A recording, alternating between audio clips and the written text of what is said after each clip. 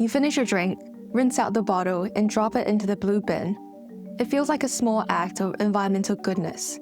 But have you ever wondered what really happens to that bottle after it leaves your curb? Because while we love to believe in the magic of recycling, the journey your bottle takes is way more complicated than most of us realize. In this video, we're following your recycling from the moment it leaves your hands through trucks, machines, and sorting centers. Join me to find out where your recycling actually ends up and what really happens along the way. It all starts with local rules. Before a truck ever picks up your bin, your city decides what counts as recyclable. And here's the surprise. There's no universal list. When I moved just 10 minutes away from my old place, I had to relearn what I could and couldn't recycle. Plastic food containers that were accepted before now go to landfill. And plastic bags that would have gone to landfill now can be put into recycling. Turns out, recycling isn't just about what's technically recyclable, it's about what your local system can actually handle. We'll get to all of this later. Once your bin's on the curb, a truck picks it up. Depending on what city you are in, these trucks would be owned by different companies. Globally, Waste Management, Republic Services, and Veolia are some of the biggest names in the business. Each has different contracts and processes depending on the city, and that affects what gets collected, sorted, and sold.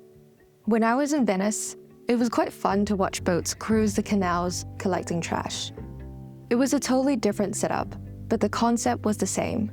Local systems moving materials from homes to central facilities. Once your recycling is collected, whether by truck or boat, it's delivered to a sorting center called a Materials Recovery Facility, or a MRF. The MRF is where the real work of recycling begins. These are massive, noisy warehouses filled with conveyor belts snaking around the building, machines whirring, air jets firing, and workers in high-vis vests sorting through the chaos. It looks like a blend of automation and human hustle, and that's exactly what it is. The process starts when your recycling gets dumped onto a conveyor belt. From there, it passes through a series of separation steps designed to pull out different materials. Depending on the facility's technology and budget, this might include optical scanners and sensors that detect plastics based on how they reflect light, or infrared signals, air jets that blow plastics into the correct stream once identified. Plastics are usually sorted by Resin Code, that number you sometimes see inside the recycling triangle on packaging. These codes, ranging from 1 to 7, represent different types of plastic materials. Number 1 is PET, used in water and soda bottles. Number 2 is HDPE, found in milk jugs and detergent bottles. Number 5 is polypropylene, like yogurt containers or takeaway tubs. The rest, 3, 4, 6, and 7, cover things like vinyl, LDPE, styrofoam, and mixed plastics. And here's the thing, most MRFs only reliably capture number 1 and number 2 plastics. Some may sort out number 5.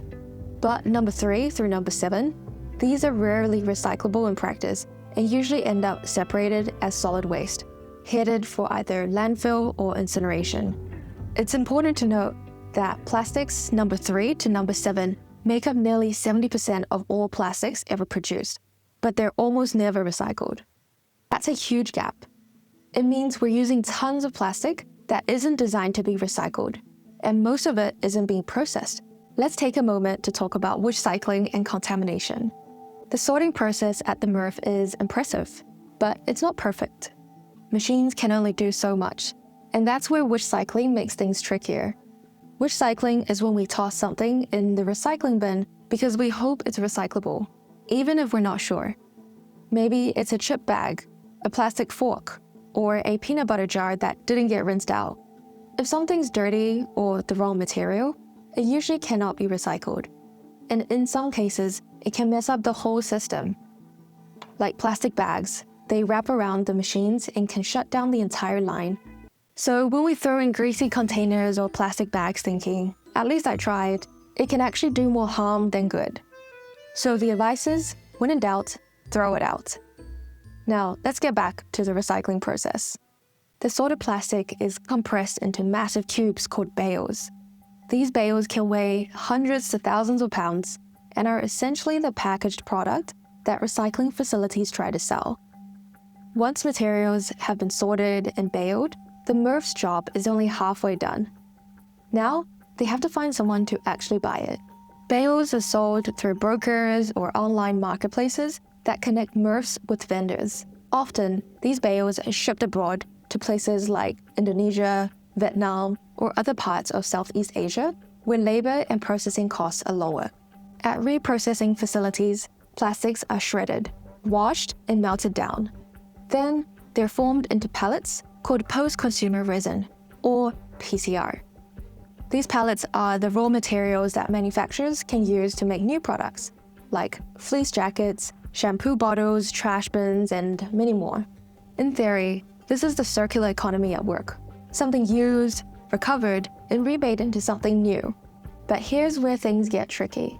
There's little transparency in where those materials actually go or what they're used for. Some reports have shown bales of so-called recyclables ending up in giant trash mountains overseas, where people sort through them by hand in hazardous conditions. Sometimes it's burned or dumped or just piles up. This is part of why only 9% of all plastics ever made has actually been recycled.